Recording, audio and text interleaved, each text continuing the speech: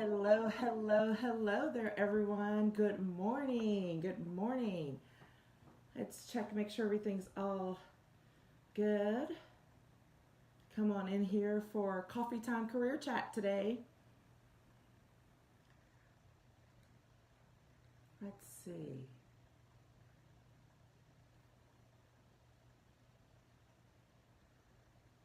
There we go. And grip. Yay. All right. So, here we go. Good morning, everyone. Happy Monday to you all. It's time for Coffee Time Career Chat. Yes, with Patricia Hayes Workman. For those of you who don't know me, I'm an executive advisor, career empowerment coach, and authentic networking strategist. And I'm super happy to be able to continue this work with you on our Monday Coffee Time Career Chats, where we talk about all things that affect you professionally and personally in the context of personal growth, professional growth, and how you can pursue success on your terms in your way while being true to your core values, right? That's what we're all about here. So that said, we're going to jump straight in. It is a new month. Can you believe that? It's February 1st of 2021. And I am super excited because February is always rich with Black History Month. So I'm always looking forward to opportunities to share and to learn myself about all things Black history, as well as starting off a new month when it comes to our topics. We discuss things in general by topic per month to kind of give some direction. I'm always open that if you all come up with something, I'm sure we will cover it at some point in time. So please, please, please be sure to share your issues, your concerns, your questions at any given time, because we want to make sure that this stays relevant to you in today's time. That said, this month, in the month of love, we're going to be talking about self-care and self-sabotage. Whew. It's like, take a deep breath even with that, because probably if one or the other of those terms like bring some angst to you. And so we're going to talk about those things this month, but in terms of how are you taking care of yourself professionally? How are you self-sabotaging yourself professionally? Which always means there's probably a link to something that's going on personally. So we're going to work through, I'm not a fan of the word balance, but balancing those things and looking at them, and if nothing else, being much more aware, okay? And this week in particular, we're going to talk about addressing your fear of success. Now, here's the thing. I know the first time I heard that, I don't know, it's been a few years now, about linking, we all have fears of failure, fear of doing all this. But the first time I heard that term, fear of success, I was like, that's ridiculous. I really did. I was like, that, how is that possible? And as I continued to work with the coach I was working with then, and then others that I've learned, and through studying and reading, I'm like, man, like this is a real thing. That it's not about sometimes being, fear of failure directly, because that happens and it does tie into. But fear of success is its own thing, and it's a real thing. And we're going to talk about that some today, and about how these mindset challenges that we have always, if not, or often, if not always, have some element of a fear to them, right? And we want to make sure that we address those things in the ways that we best need to, but also to raise our awareness so that we can address them more quickly as they come up. So first of all, make sure you recognize that it is a mindset issue, okay? That you have a lot of things going on, and that when you all of a sudden are like, oh, but what if, like, there's this great opportunity, and then when all of a sudden, instead of being super excited just about the opportunity, all of a sudden you're talking about, oh, but what if this, oh, I'm probably not qualified and all. And you're like, what is going on here? This is where that fear of success comes up, and where we start doing those things to neglect ourselves professionally, and even sabotage ourselves. So let's dig in a little bit more. Why fear of success? Like, why is there such thing, or what triggers these things? That's really what we're talking about. One of the first things to recognize is that when you suddenly have this angst or anxiety about doing something very well, that it's not, it goes beyond just being scared about, oh, what if I fail, right? Because that truly is a different thing. But what if what we're really doing is we're more concerned about how the next level is outside of our current comfort zone of experiences? When you think about that, it's like, wow, that really rings true. Because a lot of the times, that success, that next thing, it's not so much of like our inability to perform. A lot of times we don't really have that. Now that'll sneak in, and that's where that fear of failure is like, what if I can't perform or whatever. But think about it in these terms of why you're not consistently pursuing what it is you're doing next. Hey, Melanie, what it is you're doing next. And a lot of times it's because, that next level of what it is we want to do, of what we're trying to reach for, is outside our comfort zone. Excuse me. And not just that it's outside our comfort zone, like, because that's to be expected, right? But it's outside our comfort zone of our experiences. Because sometimes we can be reaching to the next level of something, but it's still within the things we're familiar with. So it can be a little uncomfortable, but we're still familiar with that. So, okay, we probably can work through it. But when we start reaching for things that are not just outside of our comfort zone, but outside of our comfort zone of our current experiences, well, man, the whole, everything, all the buzzers and ringers and triggers start going off, right?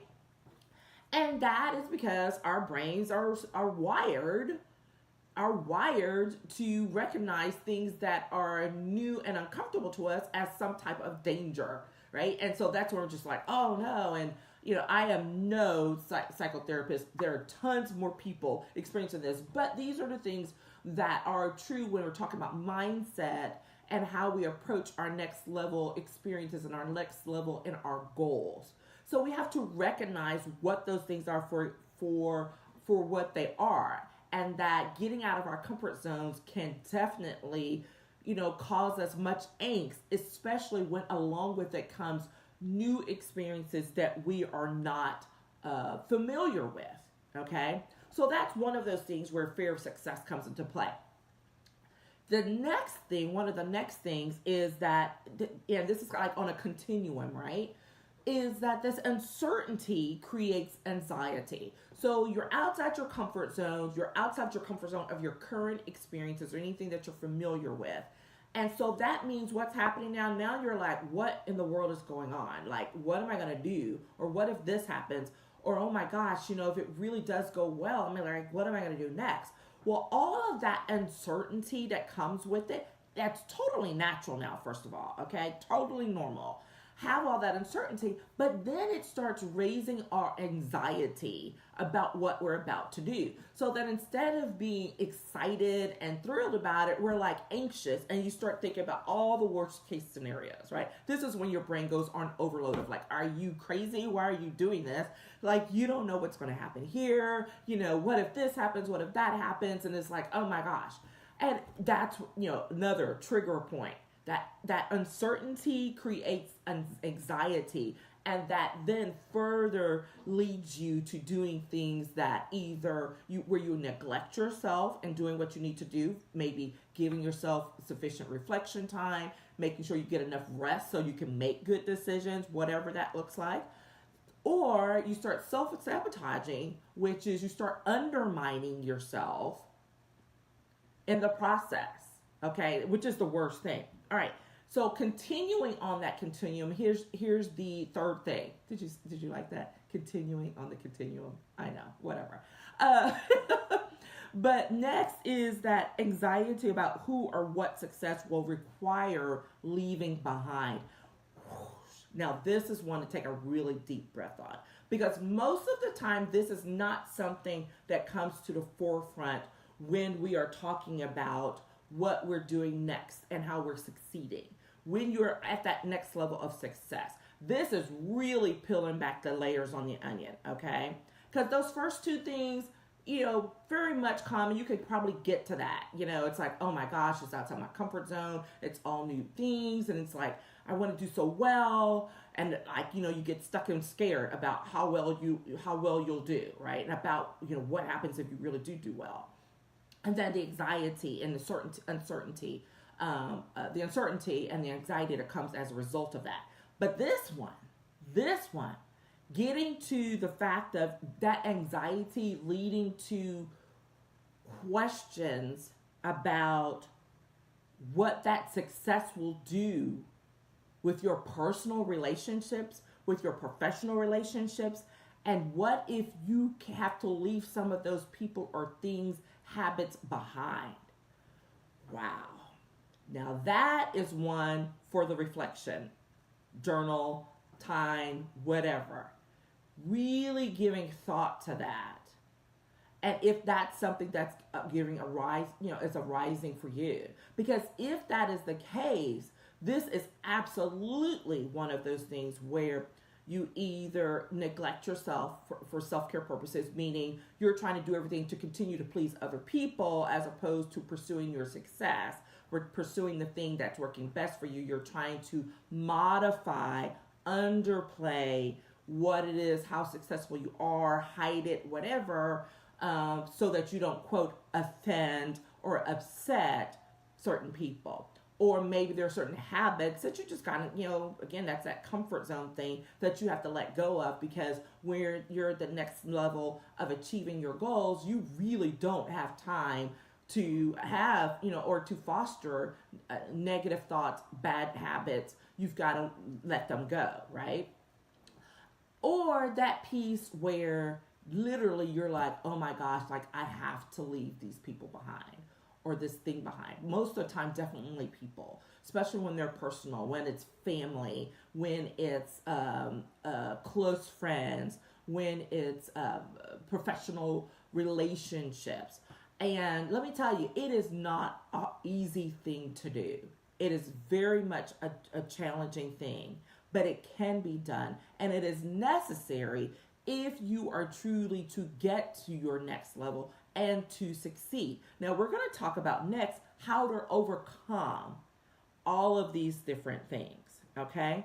And one of the first things when we're talking about overcoming any of these things, and there's so much more, we're just limiting here, but when you're trying to overcome this fear of success and how it plays out, the first thing you have to do, really and truly, is very simple.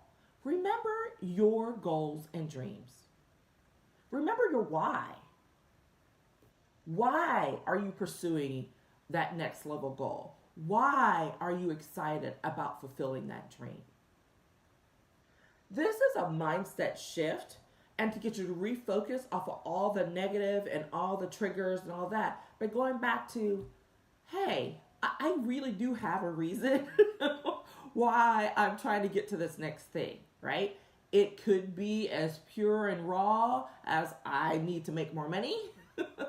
But a lot of times, even that is connected to something deeper, right? It's not just about the money. Maybe the money represents freedom for your family, freedom to work a more flexible schedule, freedom to have more time with your children, freedom to go share and be with your parents or close family members that you don't get to right now because you're time bound by the type of job that you have, or you don't have as much flexibility because you don't have the authority to make certain decisions. And so that next level goal will give you that.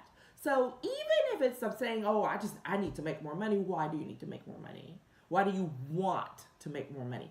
Why do you want to have that next level position or opportunity, right?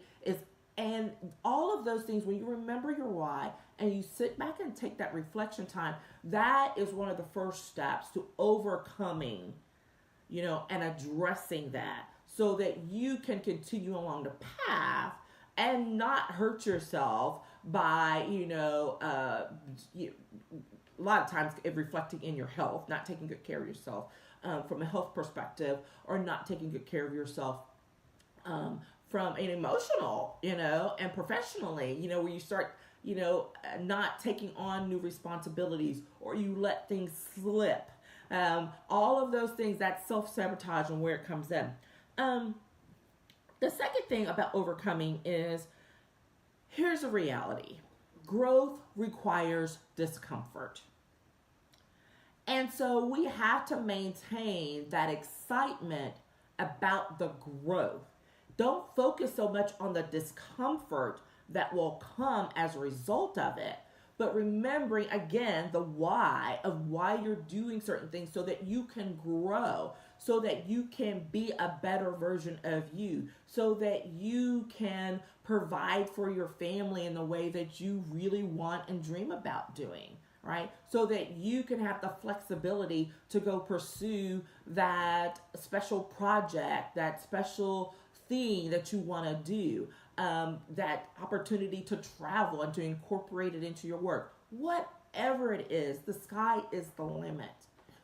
But it requires growth, and growth requires discomfort. So when you recognize that that is just a part of what it is and what it means in order to achieve at the next level and to be successful, it's coming to terms with it and say, okay, I understand, like recognizing it, and then be like, okay, but we're going to move on because I got to grow. If it means that I have to get to X, right, but I have to jump through a couple other letters to get there, and it'd be a little uncomfortable in the way, but I'm going to get there in the long run, that's what we have to focus on, all right? So acknowledge growth as a part of the process, and that discomfort comes along with it. It's just a part of the package, right? It's not unusual. It doesn't mean you've done something wrong. It doesn't mean that maybe you don't deserve the success. It means none of that, okay? Those are all false negatives moving forward with trying to keep you from moving to the next level, okay? The third thing that came to mind here is that when you overcome, one of the things you have to do is to decrease that anxiety, right? And a couple of ways to do it. One of the first ones that always comes to mind is that you have to chunk down those new situations and the roles that you're playing, right? So if there's this big, huge thing that comes along with the success, and you're looking at it, you're just completely overwhelmed. Like you've been named, the head of a new department, if you've been named the head of a great new project with a new team, if you have been appointed to a board that you've been super excited about being added to, but now you're actually there, and someone's actually, just like, okay, what are we going to do? How are we going to do that? Well, here's the thing is, yes, acknowledge that success of reaching that next level, okay? Because a lot of times we don't celebrate that. We don't acknowledge that in the way that we should. That's a whole other conversation. But the other thing also, and this is big on the self-care and to manage how you, to stay away from, sabotaging yourself more, but big on the self-care portion, which is chunk it down into smaller, manageable things. Okay, when you do that, you automatically will become will feel more in command and control of what it is you're doing. That you are like, okay, this is doable, because instead of saying one big giant thing, you're like, okay, what is this really? Well, this is 5 different things. Like, why am I freaking out? Like, there's no way all of this can be done at one time. The success came, quote, all at one time after much work and opportunities, I'm sure, to present themselves. But now to stand in it, to be powerful in it, means that you say, oh gosh, this is great. There's this thing, whatever those are, to chunk them down. And then so that you can then figure out what is you need to delegate. What is it that you still need to own? What is it that needs to happen next in whatever way, whether something needs to be added or taken away. But chunking those down into that, chunking down that success, say this was a great thing and this is what happens next for it, that will help you in managing that anxiety and to make sure that you don't kill yourself trying to address everything at once, because then you're going to turn that fear of success into fear of failure. Okay? So don't lead yourself down that path. It's natural, it's human for it to come up, so don't try to ignore it. But don't take yourself down that path willingly. Okay, recognize it for what it is, which we're going to talk about in just a second. The other thing is you can decrease that anxiety by considering what is best gained. Like, what is about to be gained from this? I mean, this is getting back a little bit to that excitement about what's to come. Holding on to that part. Again, fear and anxiety, totally normal. But you don't want it overtaking and overcoming everything that you've worked so hard to, and to make it such that you can't continue along that path to success. Okay? So consider what has been gained, like for real. It's like, man, I'm all worked up about this, but guess what? I have a team now. I don't have to do all of this by myself. That is huge. That is huge. Okay? Man, I'm on this board now. I'm like, oh, well, what does that mean? It means maybe I have more exposure to the types of people that will help me to be able to achieve those goals and dreams that I have about this particular issue. Okay? So consider what has been gained, not just what you, quote, lost. Because a lot of times, it's not so much about the loss as it is about what you've gained moving forward and how you can build on it and shift. Specifically when we get to this people thing, right? When we're growing, but we're either, scared of being successful because we don't want to be looked down upon, which is the craziest thing. But it is a thing where you're afraid to be looked down upon because you're successful. I'm like, oh, she thinks she's too good for us now. Or why are you trying to do that? Isn't that going to be too much for you? Guess what? Those things and those people, that's dealing with their own mindset that they're trying to project on you. All right? It doesn't have to get nasty. It doesn't have to be ugly. Like you say, thank you so much for your input, but I am super excited about this. I would love for you to be excited for me as well. But if that's not possible, that's okay. But I got to keep moving forward. And one of the things is starting to separate out, it doesn't mean, especially when it comes to friends and family members or super close friends who are like family and people, that's one of those things that people really can get tied down in of like, I can't be successful or I can't move to that next level because I may have to leave them behind. It doesn't mean that you have to leave them behind because it's really hard sometimes to leave our family behind, right? They're still there. They're there connected by blood. But what it does mean is that perhaps you shift how you relate and communicate with them. Maybe you're not sharing all your professional wins with them. Maybe because they're intimidated by it. I'm going to tell you what it is. I am speaking from truth and from what I know. Okay? Not something that came to an easy conclusion. It was very rough and very painful. But they very much may be intimidated by it. Your success may reflect back to them on things that they haven't done for themselves. So it's about resentment, nothing you have control over, nothing that you can own or should own. Those are things that they have to own for themselves. Just like your fears may be projected on someone else, but they can't do anything about it. Like you have to do something about it. All right? So you cannot allow what someone else is projecting onto you to inhibit you from pursuing where it is you're already naturally going to, where you're, utilize your God-given gifts, your strengths, all of those great things that ultimately, a lot of times, if truth be told, are going to be beneficial to the very people who are nitpicking with you. That's a whole other conversation. But this is why I say what you can do is to manage that. Because, sometimes you don't need to share how much money you make with your friends. Some people may not be ready to know about that 6-figure salary, right? Because that means you're taking on a new, people sometimes can make assumptions, and sometimes it's okay to just let them. Don't fulfill it, don't deny it, because if that's going to take them down this path where where it's going to reflect poorly on you, well, those are personal decisions.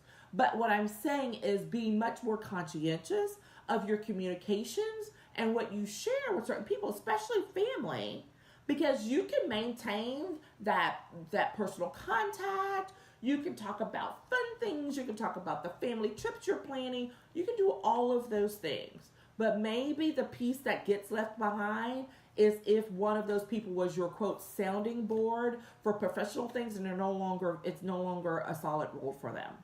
So maybe that's the thing you're leaving behind. That's not necessarily bad, because remember we talked about growth, and growth can be uncomfortable.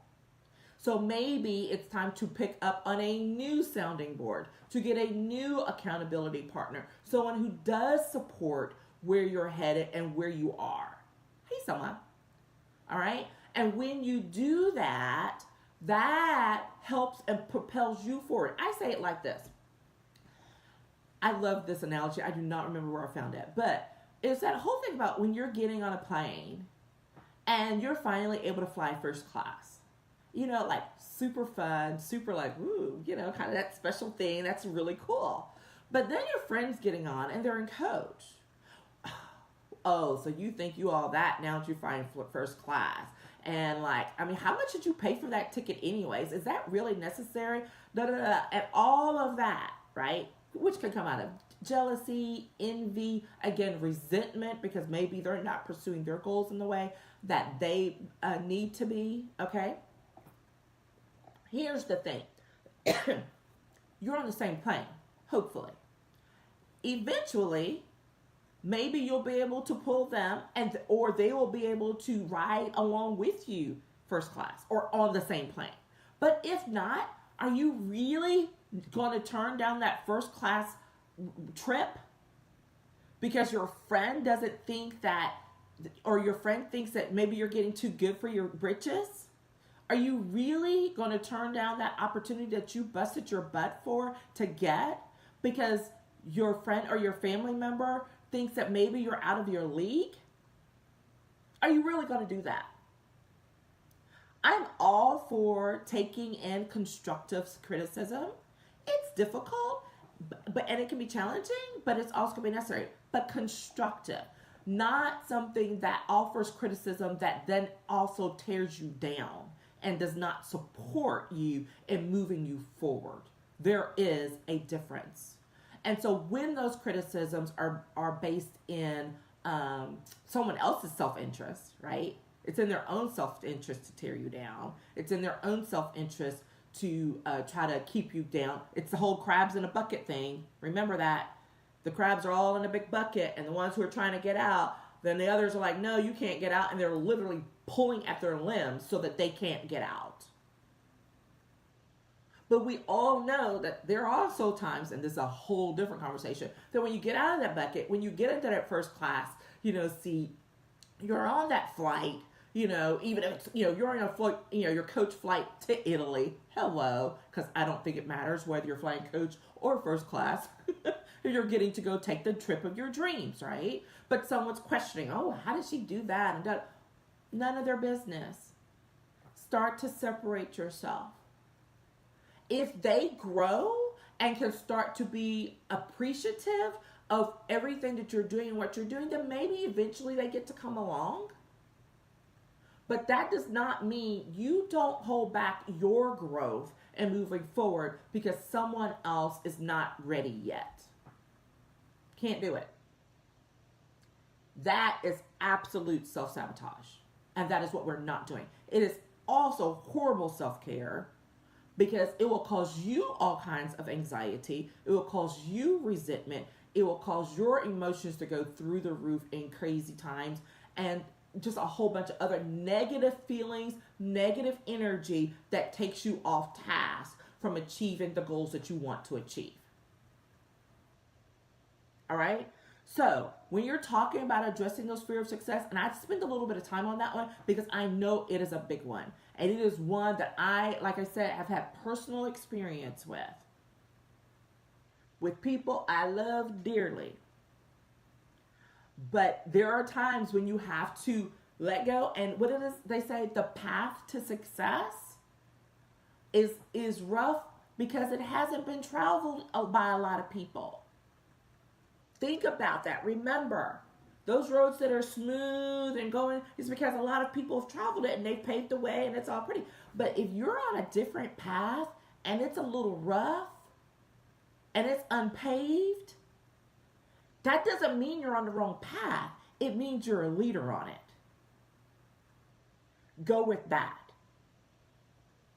And remember that you may be paving the way for someone to come behind you to achieve the level of success that you are seeking. Completely different mindset.